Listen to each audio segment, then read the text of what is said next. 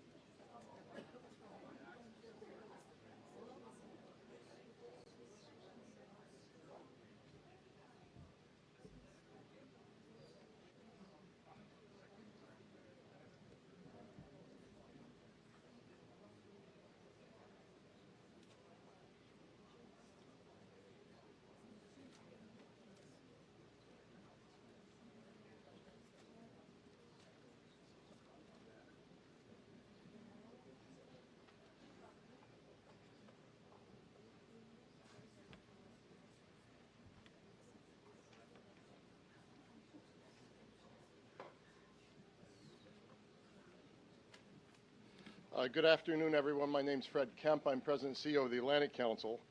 And it's my privilege to welcome you to the Council's exceptionally well-timed conference. Pulling at the strings of Kremlin's interference in elections. I didn't know whether to thank Vladimir Putin and Donald Trump for timing the summit so well to draw even more attention to what we're doing here, or whether to complain that they've drowned out our news today, but I think I will thank them instead because I think what it does is it really focuses attention not only on the national challenge we're facing, but what is truly an international challenge. This event brings together members of Congress and parliaments from both sides of the aisle and both sides of the Atlantic for a discussion of the Kremlin's interference in democratic elections and the challenges that our institutions and societies face from cyber attacks and disinformation campaigns. Speaking of cyber, we're also live streaming the day's events, so a warm welcome to those joining us remotely. We encourage everyone to be part of the discussion by using the hashtag RussiaFactor, hashtag RussiaFactor. Let me also take a moment to extend a special welcome to our partners in this endeavor, the Transatlantic Commission on Election Integrity and the Office of Senator Mark Warner for their support in making this convening possible. As many of you know, the Transatlantic Commission on Election Integrity, formed by Anders Fogh Rasmussen, the former Prime Minister of Denmark and the former Secretary General of NATO, and Michael Chertoff, our former Secretary of Homeland Security and a board member of the Atlantic Council, is a new bipartisan initiative whose goal is to protect free and fair elections in Europe and the United States. We'll hear today from two of the Commission's members, Ambassador Eileen Donahoe, former U.S. Ambassador to the UN Human Rights Council and current Executive Director of the Global Digital Policy Incubator at Stanford University. And then a long-time friend of the Atlantic Council, Minister Natalie Jaresko, former Minister of Finance for Ukraine, who is also a distinguished fellow with our Eurasia Center. Let me also take this opportunity to recognize and welcome back to the Council our keynote speakers, Senator Mark Warner from the Commonwealth of Virginia and Senator Marco Rubio from Florida. We always love it when we have bipartisan showing from Congress, from the Senate, on an issue of this importance. So thank you for your leadership and for bringing your valuable perspectives. I also like to thank Senator Amy Klobuchar for joining us earlier today. I'd also like to welcome some of our other distinguished conference guest members of parliaments from 8 countries and the European Parliament: Emilio Corelli of Italy, Margrethe Cederfelt of Sweden, Damien Collins of the UK, Nathaniel Erskine-Smith of Canada, Anna Fotyga, Chair of the Defense and Security Committee of the European Parliament and also of Poland, Hanna Hopko of Ukraine, Ambassador Ojars Eriks Kalniņš of Latvia,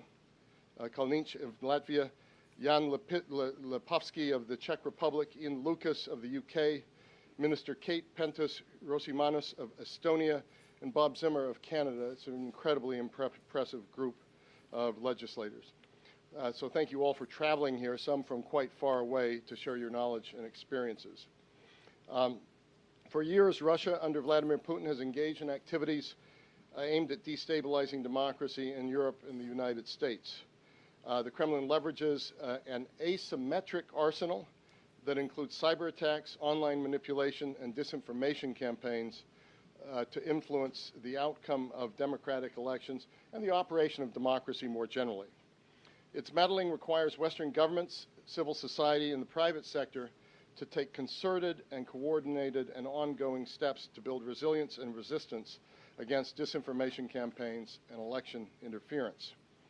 That's highly relevant since in this year alone, elections will occur in Georgia, Latvia, Sweden, Moldova, and Brazil, among several others, not to mention our own midterm elections in November, U.S. midterm elections.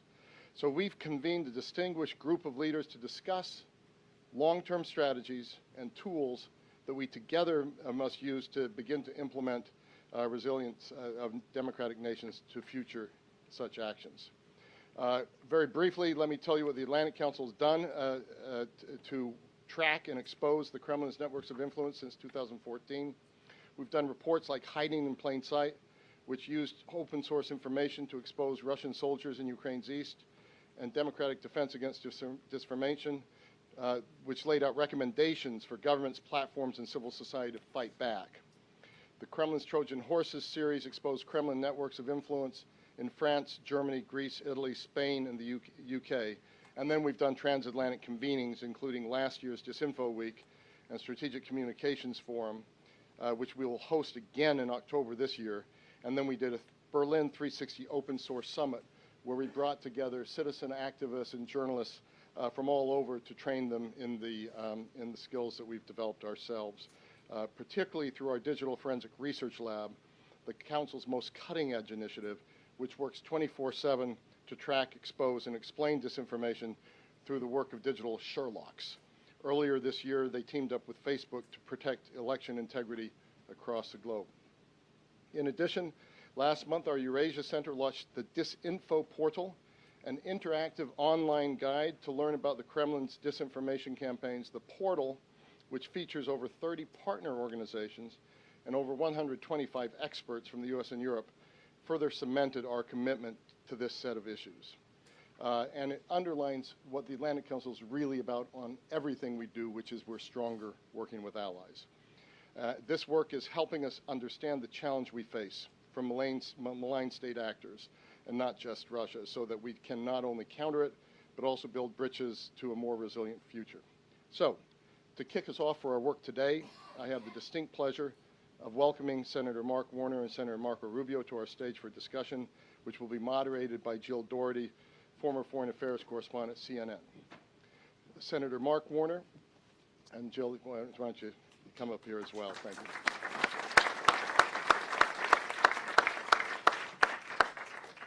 Senator Warner has served in the U.S. Senate since 2008 and has established himself as a leader on a great number of issues, including this one.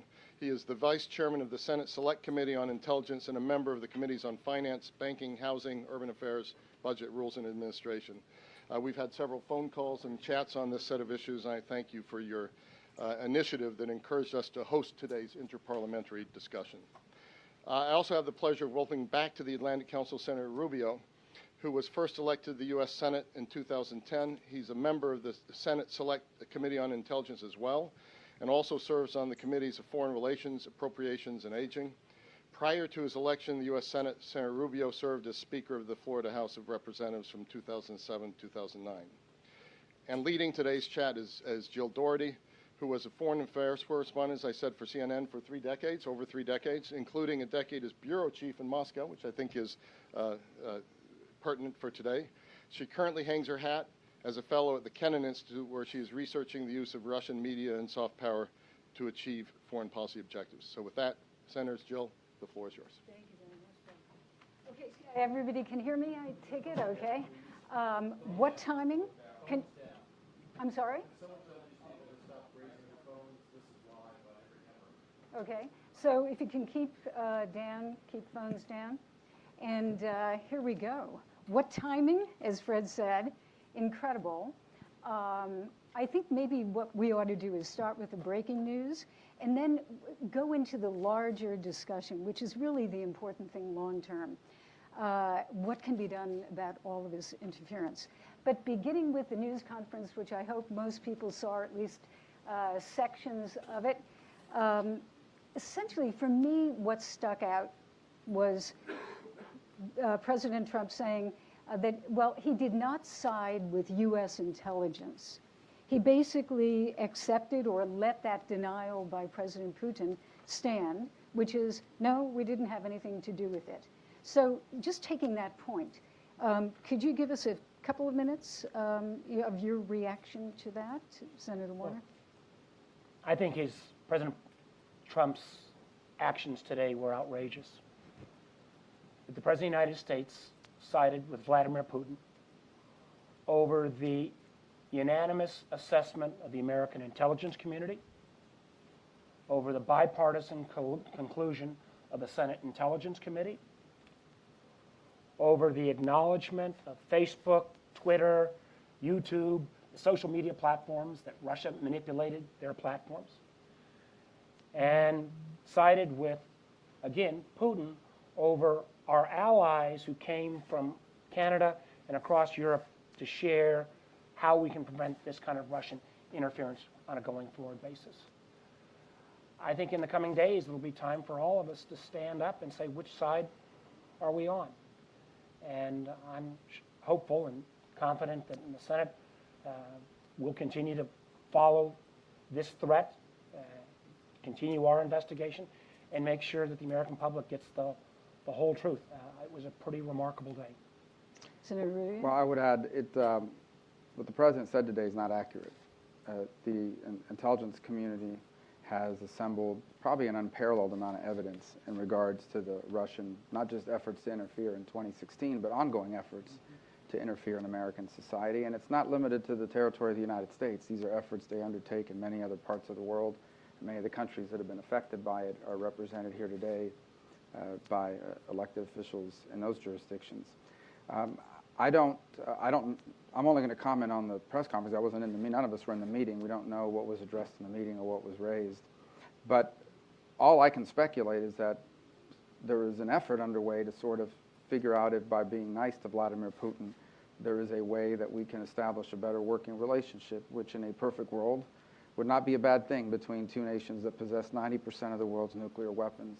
The flaw in that, which I think goes to the heart of this very issue, is that Vladimir Putin is not interested in a better working relationship with the United States because he views the world, he views geopolitics as a battle between the strong and the weak.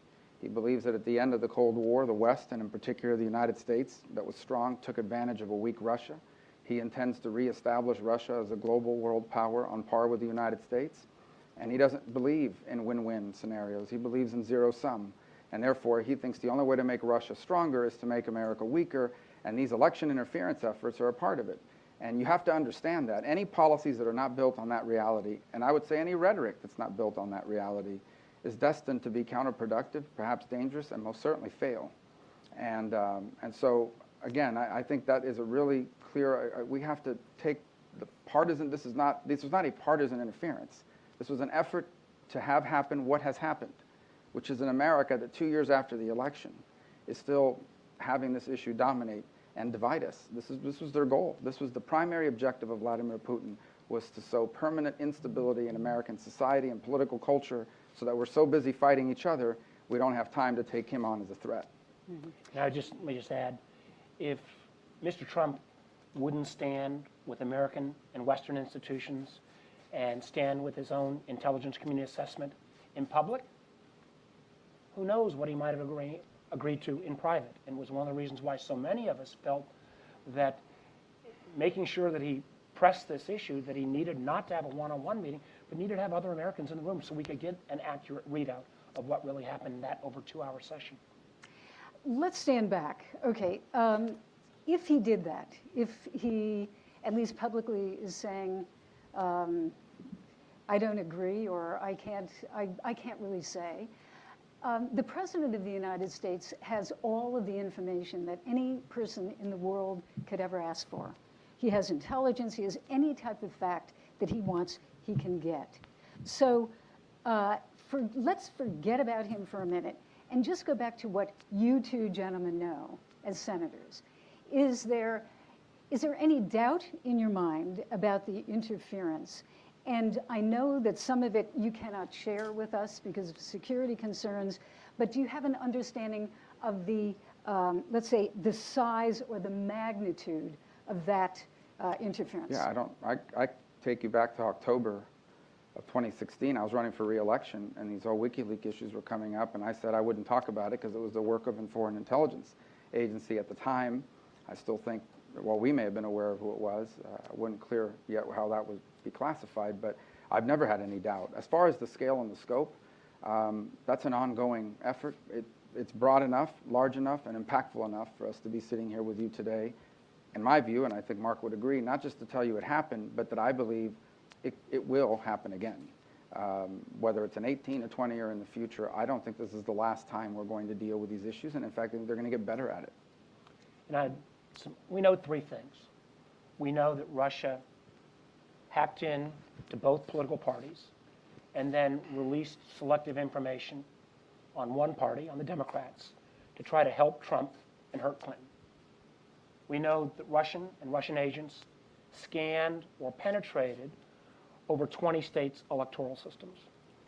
And we know that Russians and their agents manipulated social media in ways that literally hundreds of millions of Americans were contacted with mostly fake information distributed by fake accounts to try to sow dissension. And as Marco said, they picked one candidate in 2016, but there's nothing about the Russian efforts that favor one side over the other. They favor dissension in democracies. They favor undermining our trust in our open electoral systems.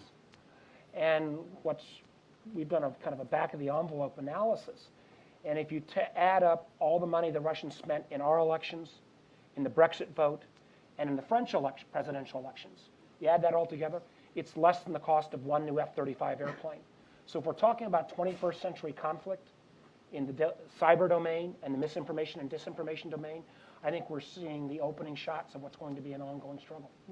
Could we go into one aspect of this? I mean, we know RT, social media, we now know the military intelligence, the GRU, but why would they go into infrastructure and especially the infrastructure of the United States?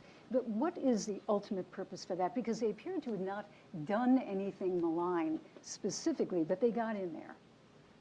Well, I think to think that the Russian attempts to penetrate or limited just our elections infrastructure was wrong. Right. They're trying to penetrate all of our systems. I see friends in the audience who are looking at protections of our judicial system and our power grid system.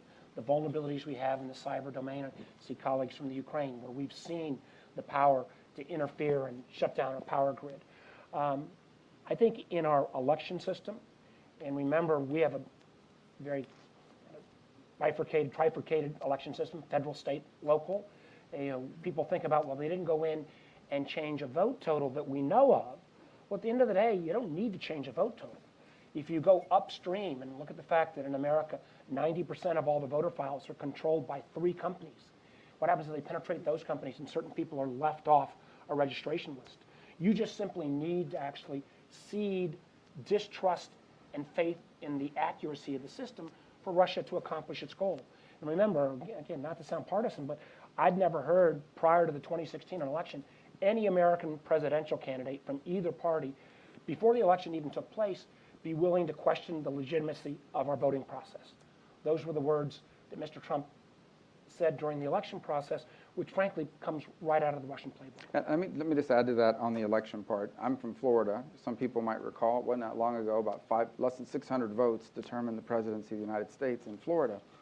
Imagine now sort of a effort in a state decided by that number of votes that would have involved some of these things alone. I mean, you could get to Inauguration Day with a significant percentage of the country believing that the individual being sworn in was not legitimately elected because of irregularities they may not have even been aware were put in place. I'm not saying that's what happened in 2000. I'm saying that irregularities that they may not even be aware that were the process of a foreign interference. And I think your question was about infrastructure outside of elections, the electrical grid and the like. Yes. Well, I mean, that's an asymmetrical capability that is a powerful tool in a time of conflict, or even knowing that they have the capability. Imagine for a moment that the U.S. and Russia winds up in some sort of conflict, some part of the world, and they are successful at being able to shut down electric power in key parts of the country. The capability to do that would trigger all-out panic in the United States, would deeply distract us from whatever it is we were focused on, and may very well imperil our ability to engage in conflict or to resolve it for that matter. So it's a powerful tool at their disposal that could include our banking sector outside of just electricity. It can involve all sorts of critical infrastructure, which used to be vulnerable to nuclear attack or conventional attack, now are a couple clicks away from being a tool you could use against a potential adversary. We just passed a budget where America's spending over $700 billion in defense spending. Marco and I supported that. We want to stay strong. Russia has a defense budget of about $70 billion. Right. I sometimes worry that we're buying the world's best 20th century military when conflict in the 21st century, and as Senator Rubio pointed out, in this asymmetrical realm of cyber, misinformation, disinformation, we got to really up our game. Mm-hmm. You know, after that news conference, I was thinking, okay, Vladimir Putin goes home. What lesson does he take from this? How do you, in other words, how do you stop this? Can you even stop it? And just in a very specific way, Senator Rubio, I know you have this Deter Act with Senator Van Hollen. Can you explain, how would that work? What's the idea? It puts in place sanctions pre-existing, so you don't have to wait for Congress to review the intelligence, have a long-winded debate, and then put in place sanctions. It creates a mechanism by which the Director of National Intelligence could surmise that, in fact, there's been an effort by a foreign power to interfere in our elections, and once a determination of that nature is made, sanctions would kick in. So it would put in place pre-existing consequences for doing this, sort of raising the bar on the cost versus the benefit of it, which I think at this point, one of the reasons why Putin pursued this route is he figured there was enough deniability around it, and the costs were low compared to the benefits of being able to do this. And so our hope is to put that in place so any potential adversary in the future, it could be Russia, it could be another foreign nation for that matter, would know that this is the price you will pay if you do this ahead of time, and built that into the cost-benefit analysis. I'm not arguing that alone will be enough, but it is certainly better than what we have now, which is still sort of an unclear response. We don't have a broader cyber policy as a nation, which we desperately need, but when it comes to our democracy and our republic, there is no pre-existing built-in reaction to what will happen if you do. You know what will happen if you attack us militarily. I don't think there's any clear understanding of what the price is if you attack us in this way. That's exactly the issue I wanted to ask you, Senator Warner. You know, in the old days, you had mutually assured destruction for nuclear weapons, that it was inconceivable that anybody would attack because we'd all be destroyed. That's not the rationale of the cyber weapons. So how do you deter? I mean, A couple of things. One, I think Senator Rubio's bill, deter, is a good one. There's other bipartisan legislation that would also up information sharing on our election system.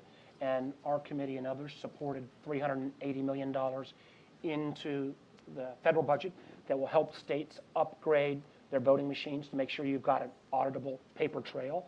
That's all steps in the right direction. But I echo what Margo said. We need a cyber doctrine. And this is not just a critique of Trump. This goes back to Obama and Bush as well. We've not had a cyber doctrine that is going to require some level of collaboration with our partners around the world, that some of these cyber attacks are, in effect, so beyond the pale that we need to have some common norms.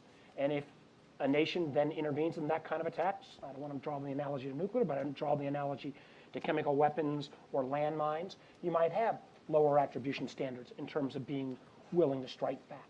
There's some low-hanging fruit. We all have heard of the so-called Internet of Things, 10 billion devices that are all connected to the Internet. We're going to go to 25 billion devices over the next 5 years, just here in America that are connected.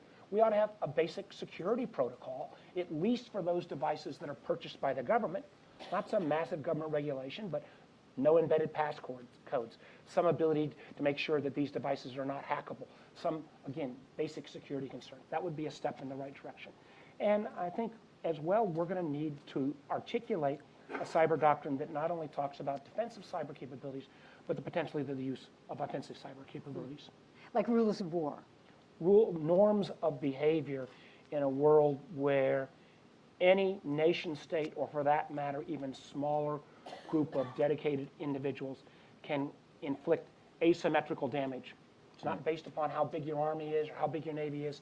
These tools are extraordinarily asymmetrical, and our vulnerabilities, and candidly, we have not done a good enough job from the intelligence community side and others of warning the private sector of the extent of the vulnerabilities we have. Right. Can I just go back, not to talk about the Cold War too much, but with nuclear weapons, we had discussions and negotiations with the Russians. President Trump has raised an issue, which I don't know the details of, I don't think anybody does quite at this point, of some type of talks with the Russians about cyber. Do you have any more clarity? What is he talking about? And is it a good idea? Well, I'm not, so in nuclear weapons, we both had them, we both said we had them, and we both explained the purpose of having them. I think the problem we have here is we don't interfere in Putin's elections, primarily because he doesn't really have elections. And the other side of it is he denies having done it. And so I would imagine you could talk about it and so forth, but I'm not sure what it produces. This is really just a calculated play on this front. He's not going to try to match us aircraft carrier by aircraft carrier.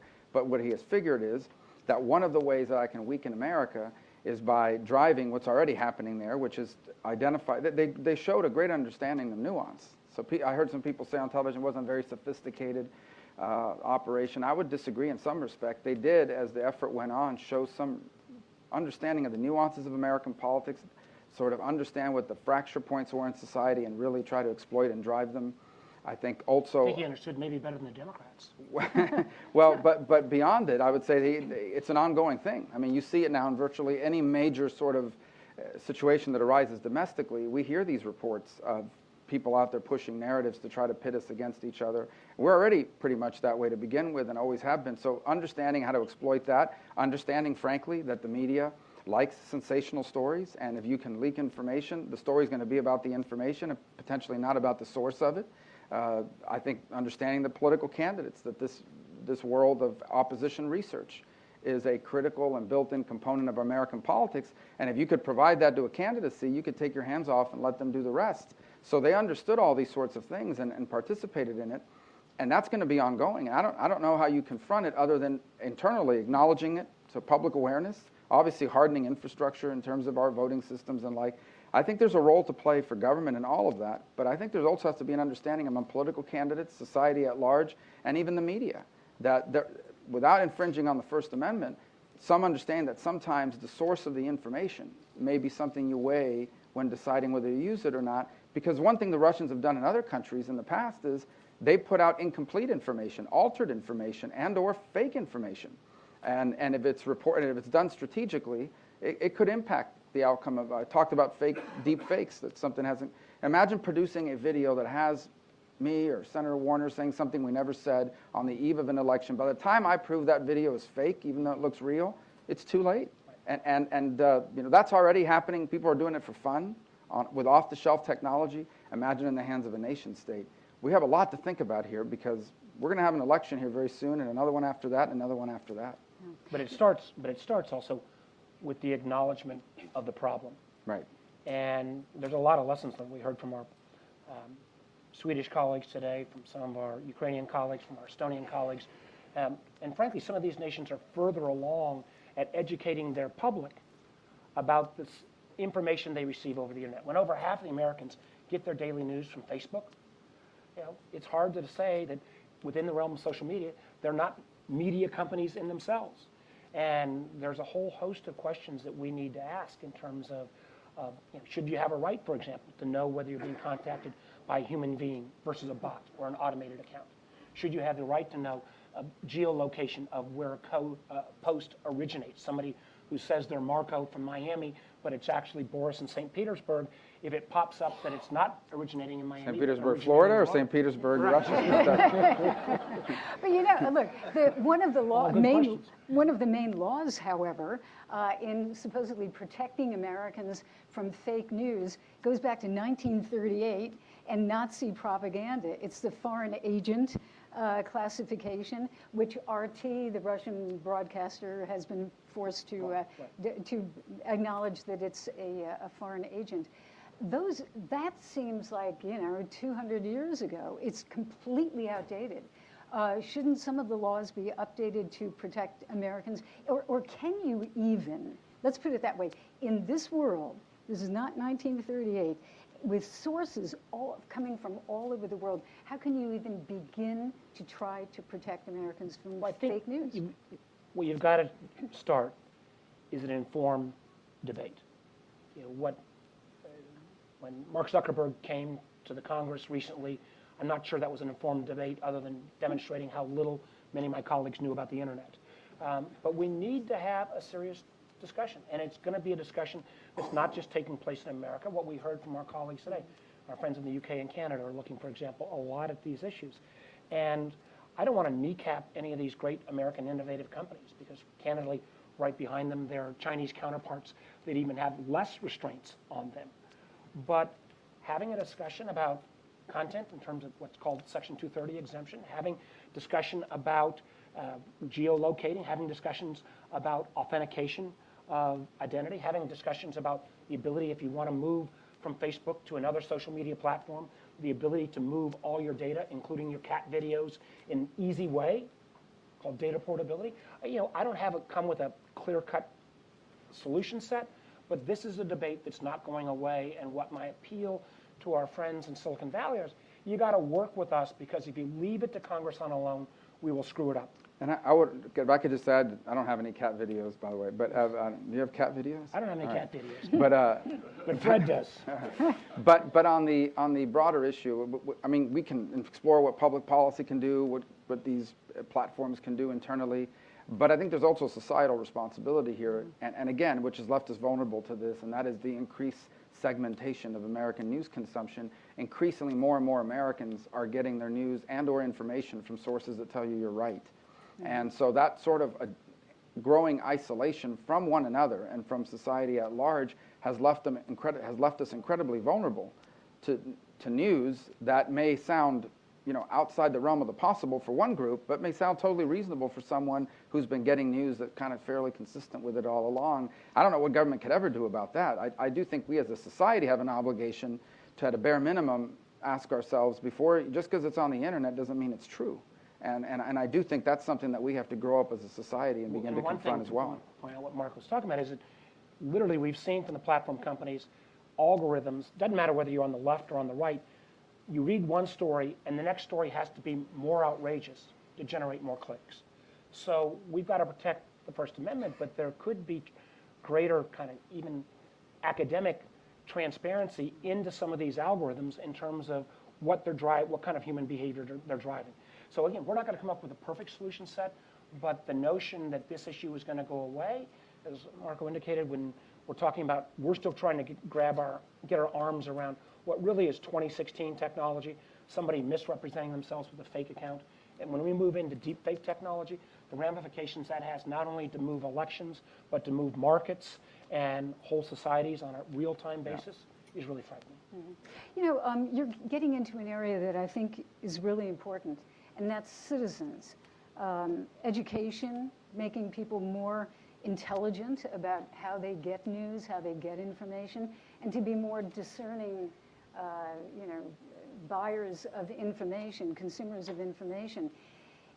You said maybe the government can't do this, but is there some way that, let's say, the government could lead, and I know this is very difficult, but lead the charge in terms of saying we have to stand back and educate all of our citizens, bipartisan, into what is actually happening, how they, in some cases, are being manipulated? I think there are, frankly, again, examples from some of the countries that we met with today who are further ahead on those citizen education campaigns. And I think we ought to learn from it. And I think we also have to acknowledge, and I think all of us, whether we are in government, whether we are in civil society, or whether we come from the academic world, I think we need to acknowledge there are certain things such as actual facts. When we have figures in our political system that tend to dismiss anything they don't agree with as fake news or non-fact based, when we have, I believe, one of the greatest threats, and again, I will sound political here, when we have the president make broad-based attacks against the integrity of the whole FBI and the Department of Justice, and in a sense throw into question rule of law and in effect give license to people to start deciding which laws they want to follow and which laws they don't want to follow, that does not lead to a good spot. And it starts with all of us stepping back a bit, both political and otherwise, and recognizing, whether we like it or not, there are hardcore facts out there that we all have to acknowledge exist and not say everything is simply relevant.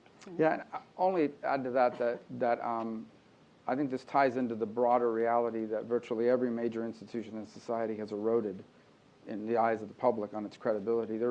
It's hard nowadays to come up with sort of some authority that if this person or institution spoke on something, it would be assumed by everybody to be the case. And that is true from outside of politics, not just in the political realm as well. There's been a broader erosion of trust in virtually all of our institutions to the point where it is difficult to authoritatively define sometimes what is true or not true in the eyes of 50% of the public if it's a political issue, and maybe a significant percentage if it's a non-political issue. And we've seen that also repeat time and again, and I'm not sure there's a law we can pass that fixes it, but I think all of this begins. I mean, the answer isn't really going to lie in two people or even a committee in Congress.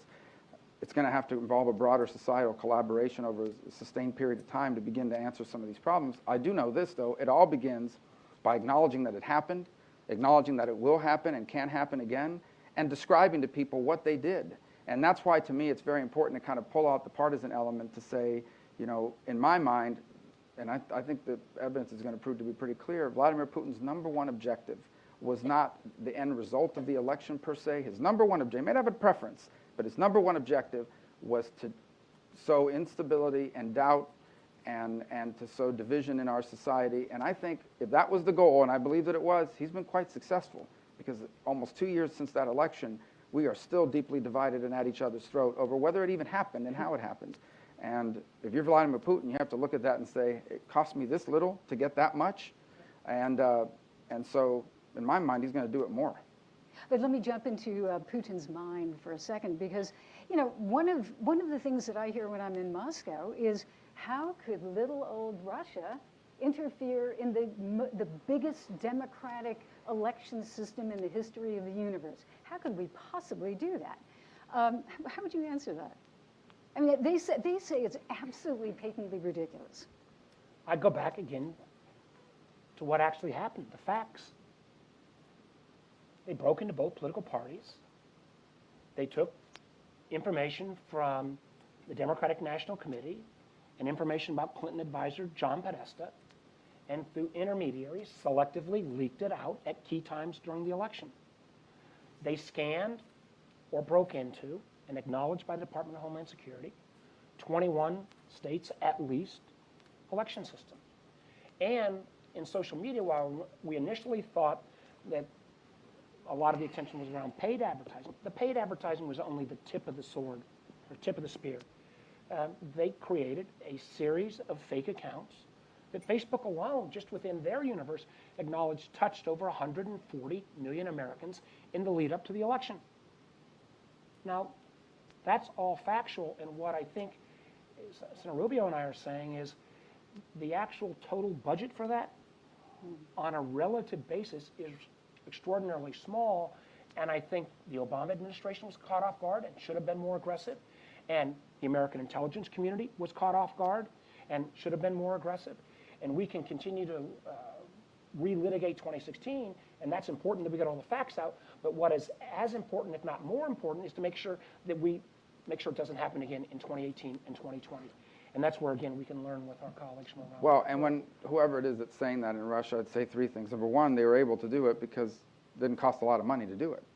That's the first. The second is they've been doing this forever. The only difference now is that the web has allowed them to get there much quicker than the days when they used to use other methods in which to spread propaganda and division. And the third is, I would say that it is consistent with the way Putin has operated in other spheres. For example, in the invasion in Ukraine, they had these individuals, the little green men, show up in unmarked uniforms and unmarked vehicles, but everyone clearly understood who they were. It wasn't sort of an open, here I am. It had some level of deniability. This is what made this method so attractive to them. And I'd make one last point. I'm not sure that stuff, they say it with a wink and a nod, almost as if to say, how could we possibly be doing this? But the message embedded in it is Russia is powerful enough to get the most powerful nation on earth fighting each other and divided and obsessed with us without having to spend a lot of money. And that's what is so remarkable about what happened today. Because the President of the United States and the leader of Russia had a meeting, and the President of the United States basically sided with the Russian interpretation. I mean, that's stunning. I mean, if Kennedy had accepted Khrushchev's allegation that, no, don't worry, there's no missiles in Cuba, we'd live in a very different world. If President Reagan hadn't gone to Berlin and demanded to tear down the wall and just said, okay, President Gorbachev will allow you to do slow reforms, we'd live in a very different world.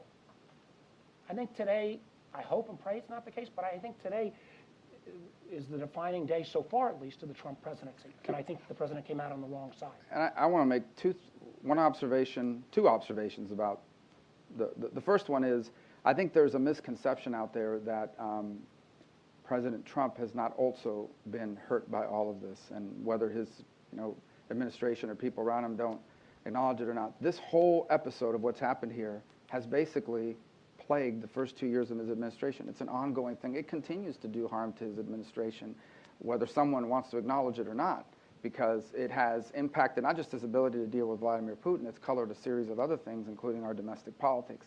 And that was a very telling moment today. Vladimir Putin, I have full confidence, really prepares for these things, spends a lot of time sort of understanding who the other person is on the other side, and more importantly, sort of what our political dynamics are in the country. And at one point today, when he was asked, Putin made it a point of saying, I wanted him to win. He clearly understood how that would be perceived in American politics. He knows that at least 50% of the country would hear him say that and say, we told you so, there was collusion and the like. That was not by accident. That was not, Vladimir Putin is not a spontaneous guy, so to speak. He knew why he would say that. He knew what that would trigger in our own, it's probably been lost in some of the other stuff that's been said today, but that was by design. It gives you some insight into his level of understanding of our domestic politics and how to touch certain pressure points to further divide us against each other. That what he said when he said that today, he said that deliberately in order to stoke those fires even more. He did, and I think the second part was, well, why wouldn't we support Mr. Trump? Because after all, he said he wants to have good relations. So it's a very typical, kind of Putin thing. We have just a couple of minutes left. Going back to breaking news. There's more? Something well, to there's me? one thing, but it's very intriguing. Senator Rubio, you said Putin comes prepared, and if I understood it correctly, what he is saying is, okay, if Mueller wants to come to Russia and question people who are involved in this, the agents, the 12 agents, let him come. He can make it, we have an agreement. It's not extradition, but let him come to Moscow if we can do the same thing and come to the United States and question, and it got into Bill Browder, et cetera. But what do you think of the idea of Putin saying, come on, Mr. Mueller, come on over here, talk to these guys, we'll help you? Well, if I was the ruler of a country where my opponents are either dead or in jail, I control the media, I control the elections, I control every political lever in the nation, I'd be pretty comfortable allowing you to do certain things as well because I could control the outcome. I could even control whether the people you wanted to talk to are alive for you to talk to them, or whether they are predisposed, so to speak, and the like. And I most certainly can acknowledge and guarantee you that they will be fully prepped and by the time anyone were to arrive. As far as coming and questioning people in our country, sure. I mean, he would be able to come here and sort of harass. It would be providing him the long arm. It's not a serious proposal, but the ability to sort of reach out and intimidate people in the United States who he thinks are political enemies. He intimidates them now all over the world and even here domestically. So, if you're one of these people that's out there taking on Vladimir Putin all over the world, and every morning you wake up to the news that someone else who's taken on Putin was found dead, poisoned, strangled, fell out of a building's window that miraculously broke while they were leaning on it, and all these sorts of things, it's pretty intimidating. So I think there was a message embedded in that as well. Mm-hmm. Senator Warner, I'll let you have the last word. No, I agree with Senator Rubio on that. And I guess one of the things that was so powerful today was to hear from our colleagues, our allies in Canada and Europe. This is nothing new. And if we don't find these common norms around cyber, if we don't find some guard posts around social media, if we don't up our game in terms of election security, then I agree with Senator Rubio. At the end of the day, Putin has been very successful at dividing our country, and we heard similar stories of many of the nations who participated earlier today. This is a threat against open democracies. At the end of the day, NATO, for example, is more than a defense treaty, and it is good that other NATO nations step up. We are aligned because we are countries that believe in rule of law, that believe in a free press, and believe in one person, one vote. Those are values, and I just wish we would hear more from this president reaffirming those values rather than where it appeared today where he sided with Mr. Putin over his own intelligence community. Well, perfect ending for this really interesting panel. Thank you very much, both Senator Warner and Senator Rubio. Thank you very much.